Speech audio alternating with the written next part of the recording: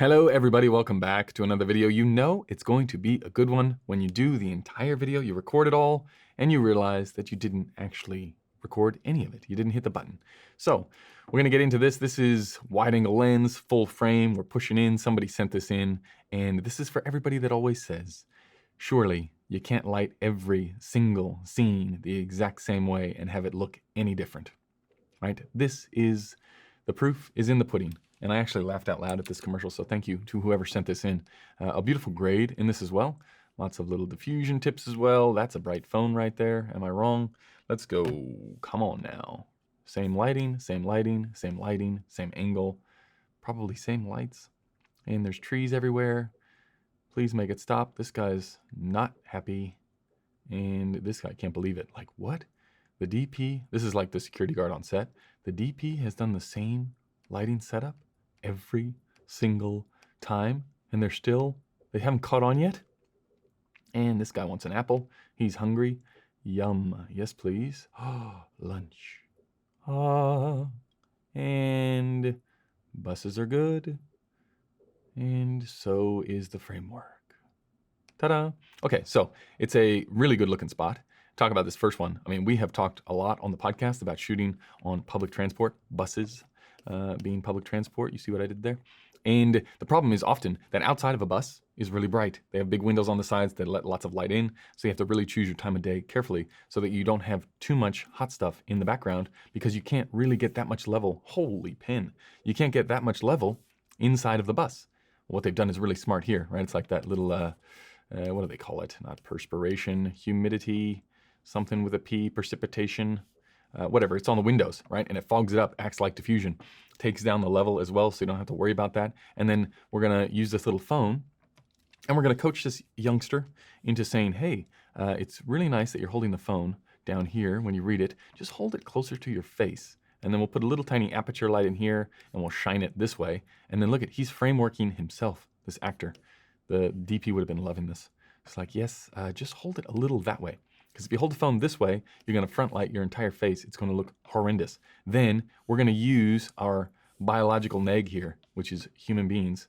We're gonna use them to cut off all of the light in the foreground, right? Not only are we pushing past them, which is a theme throughout this entire thing, always helps when you're on a wider lens. You wanna push past stuff with movement, it makes it feel significantly more exaggerated. And then the closer that we get to these people, you start to get that revenant effect of, wow, wide lens and really close. And here, you got this little tiny leak of light right there. You got our key light, which is coming this way, balanced to the levels in the background, also the leading lines going this way. It's just a beautiful looking frame. Also, this creates another layer, right? Just leading right to where we want people to look. And then all of this neg is being sucked up by our extra negs right there with the dark clothing. Please don't wear white on the day, people. If you're gonna be an extra, wear dark clothing. And everybody's on their phones, right? They're all blowing it up. People, there's a whole world out there to see. And go ahead, cut. Now, is this the exact same lighting? No, but it's the same position of the lights, right? Instead of using the phone now, we're going to put that key light up here. And we're gonna use all the lines in this thing. We're gonna use the wall going this way, lines going this way, really shape it up, right? Like, this is not a laundromat that you would probably wanna be in by yourself, right? It's a little bit scary, it's dark. These people are too close to each other, right? This lady down here doing the laundry, like, just wait your turn, back up a sec.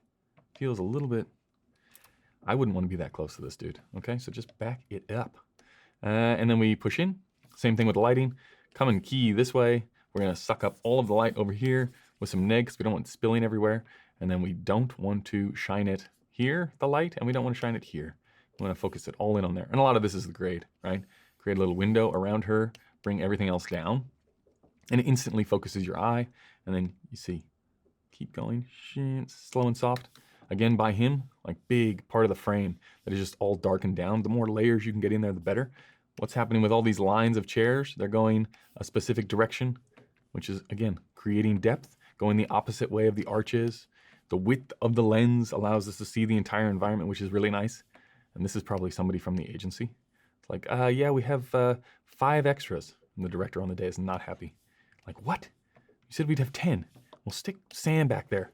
And Sam, don't look at the camera. What is the first thing Sam does? Looks at the camera. And coming out, this lady's like, please make it end. Please, they yelled at Sam last take for looking at the camera. I can't look at the camera. Don't look at the camera. Don't look at the camera. And we're out. And then people walking along again with the angles, like angle this, angle this, angle this. More depth equals better. This is the exact same light placement on every single shot. Now, why does it look and feel different? Because you're in a different environment, right? And you are changing. The main thing here that you got to remember is the placement of the lights is the same. The orientation to the action is the same every single time. What makes it feel different is the balance to the background, right? You're balancing to what is back here. That is what we need to do. And that is what sets the mood. If you want it to be darker, you make the key light brighter, right? Because if we're in a situation like this, where we're in some huge, giant hall, it's going to be real pain to light up the hall brighter. So you don't start with the key light. You plunk the camera down, you look through and you're like, okay, where do I want my background to be in terms of exposure? Do I want it to stop under or stop over? Do we want it this dark, that dark? You set it on the lens. And you're like, okay, well, now I know exactly how much level I need here so that I get this back here. Because lighting back here is a lot more work than just putting up your sky panel right there. Okay, so do the thing that is the easiest. And we push in. Same thing here, same orientation. Why does it look so nice? This is where I laughed out loud, right? Because yes, you can. You can name your kid Lucifer. It's okay, lady. She gives a little smile. Exact same setup, same angle, a little bit of top light to make it nice and soft in here. And then this just happens to have a bigger ratio between the background level and the key level than this does, right? These are closer together. That's why it's brighter. Closer together. These two, further apart, this one, that sets the mood. In here, like that is a bright screen. That is a very, very bright screen. Same in here, like we're using these little edges that we're pushing past. It's all very interesting. Things are happening. And I like this little orange color. Like this is a hard shot too because we don't really see much of him. So how do we create any shape in here? You just have to be really, really gridded up on the light so it doesn't end up spilling everywhere. Because you don't want, I mean, a little bit up here is okay, but you don't want this light that is hitting him going all over the ceiling or all over the background back here. You want it to keep it fairly focused. So we got a little tiny colored edge here, our key light coming through this way, and then lots and lots of mood out the back. Keep going, same thing, walking. Don't tell me it's gonna be the exact same setup, Patrick. It is. Look at her looking up. Is that the same sky panel from her shot? This is blasphemy. And she looks up, yeah, okay. Now, so what do you want to do when you want to make it flatter? What do you do with that key light? Well, you just bring it closer to camera. And as you bring it closer to camera, you're going to get more light on this side of the face. So if you want to make it moodier, you just push it further that way, right? So you only get light down this side of the face. You want it flatter? Bring it closer to camera, you get light on this side of the face, right? And then again, you're setting levels to the background. Plonk the camera down, see what you want for the background, and away you go.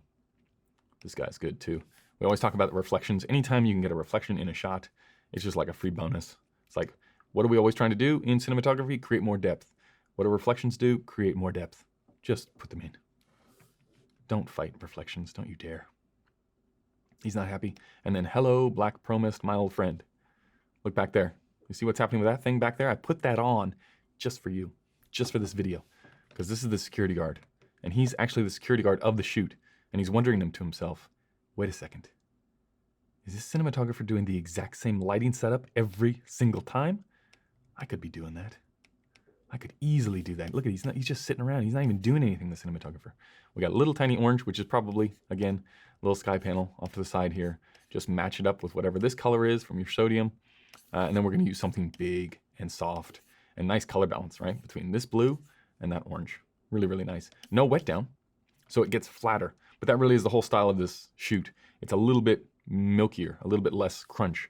As you add a wet down here, you start to increase the contrast, right? Because you get all these reflections, you would get them in the wet down, and then you would have a richer floor, like the blacks would be richer on the ground. So sometimes you don't want that, and this is the look that you end up getting when you do that. Ta-da! This guy with the apple, yum. Got a little haze in the room, yes please. And that is quite an orange light, right? For some reason. A little bit orangey, but you can see ping right in the eyes. Exact same setup. Same probably neg running down this way. And that is all she wrote. Everybody's happy. They all walk away with apples. And this girl crying. I can't believe it. I can't believe they did it the same every single shot. but it works. Even here, like in the background, this is an example where you get too shallow. It's not on quite as wide a lens here. So even if we're shooting the same stop, you get so shallow that you lose some of the depth, even though we're shooting into the corner of this building.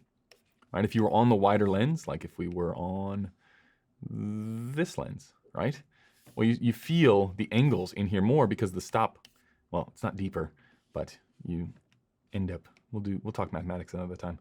Just trust me. The longer the lens you go, the more it flattens off, the more it smushes everything together, so you lose that depth. It's also way more out of focus, which means it flattens it off. So just something to think about if you're gonna go a longer lens. Anyway, a very good looking commercial, and anything that hammers home the point that the framework works and people will continue to pay you for your work and never catch on is a bonus. So there is always that. So thanks for sending that in. If you've got suggestions or videos, like I never would have found this, and it's a good looking thing. So if you have suggestions, leave them down in the comments, and I will try my best to read them before the channel gets deleted. Okay, goodbye.